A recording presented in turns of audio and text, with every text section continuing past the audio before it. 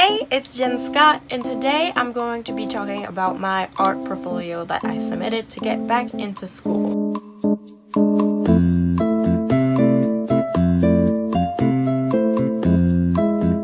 Small disclaimer before I go into this, I'm not an expert. I don't know if these tips are actually real. I thought today I would just explain my experience going through portfolios. I've made 2 portfolios for different separate occasions, and I just wanted to share my experience for my latest one that got me back into school. The order that I'm showing my pieces in this video is not the order that I put them in my portfolio as.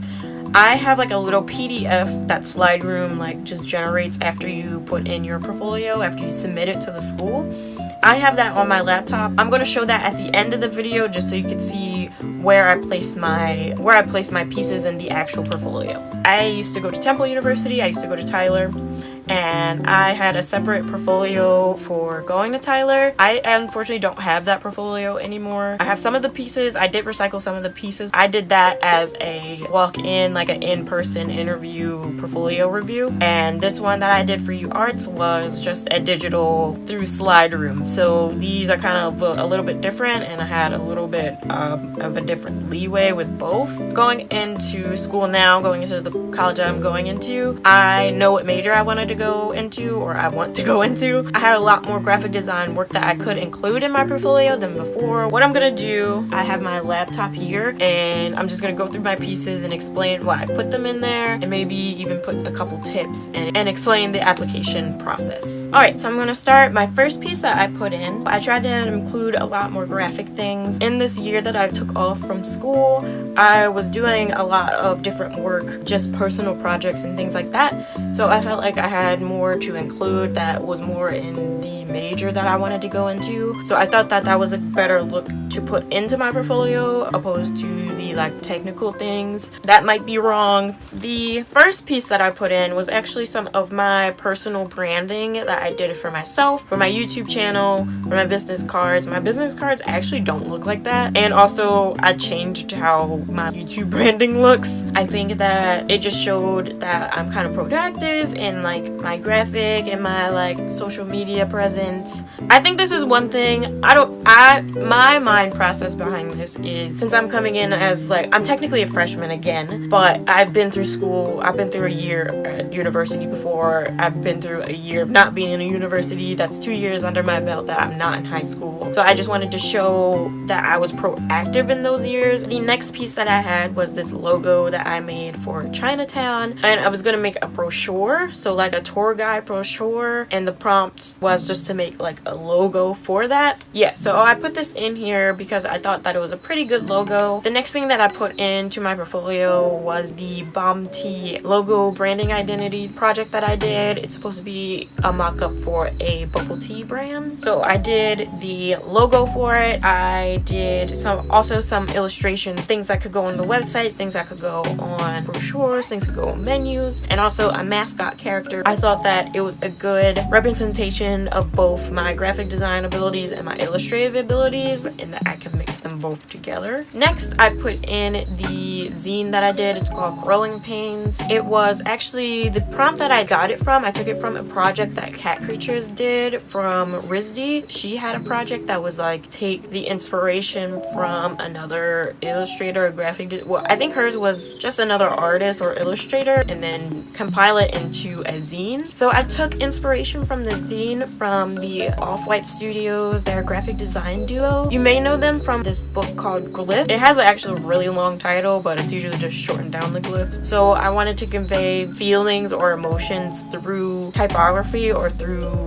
something visual. It's simple. Everything about it is minimalistic. So yeah, I included that. I was really proud of this project. There's a bigger spread of this on my portfolio if you want to check that, my web portfolio. If you wanted to check that out, it's at itsjenscott.myportfolio.com. I have that link down in my description if you wanted to check that out. So this is when I start going into my graphite and charcoal drawings. This one is actually an old one that I did also bought going into Tyler. This one is a still life of, I think it was a peach or something. I included this because I wanted to include some technical drawings so that you could see that I knew values, and I also included the next couple ones because of that. This charcoal drawing was also an old one that I did previously from my Tyler application. These I actually got to do from a drawing class from Tyler. In the drawing class, it was like a big pedestal and it just had a cluster of items on it. He said you can do it from any angle, you can move if you want, you can zoom in if you want, you can do whatever.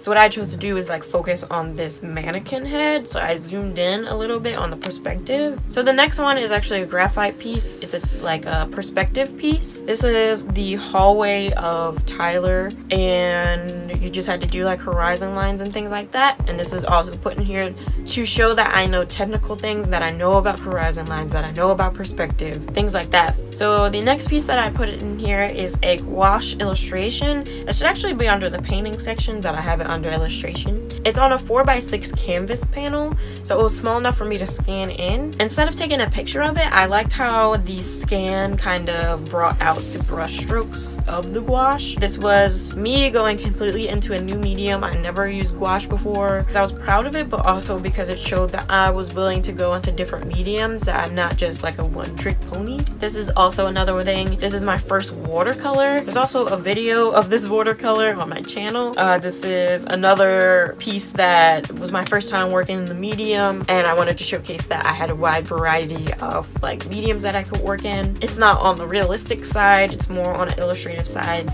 so I thought that would be cool to show my kind of creative thinking behind it. I tend to think that showing my creative like outlook on things is better than showing completely just like traditional, technical, I know how to do this, because at the end of the day, I think that art school is supposed to teach you the technical, so that's not really, I don't think that should be the main focus of the portfolio. I think it's more so trying to insert your character and your art style into the portfolio, so whoever's like reading it or watching it or viewing it can get more of an insight into who you are, even though I did just go through the technical ones that I'd put in just so I could show them that I know that. But I just think it's more important to put like your creativity into it, because at the end of the day, that's something that they can't give you. They can give you the skills to do figure drawing and to do technical things and teach you values, but they can't teach you creativity. So this next piece is a gouache. This was about 8.5 by 11.5. I hope this came across in the portfolio. This was me trying to show that I knew kind of some techniques in watercolor. I don't know if they would really care about that, but this was all this piece really was. So this next piece is also something that I didn't do before. This was like the first time I opened up Illustrator. This piece, like I wanted it to be line art. I wanted it to convey an image just from simple lines. I think this was a really good project just to see the power of line. This next piece is an illustration that I did for a personal project. I posted it on Instagram a while ago. It's called Bev Life. Kind of backstory. Bev is a shorten of beverage, so it's Bev Life because I always need like a bev. And it also weirdly turned into this kind of social commentary on like cafe culture. I did this illustration for it. This was my first illustration that I did digitally. I did this all within the Procreate app. I was really proud of it. I'm still really proud of it. I made it my phone wallpaper for a while. I was obsessed. Like, so next I'm going into the painting portions, the paintings that I put into it, and I think this is the last section of things that I put in. So as you can see, I put a lot of different mediums into this portfolio. So this painting is kind of recent. I did this also on a canvas panel.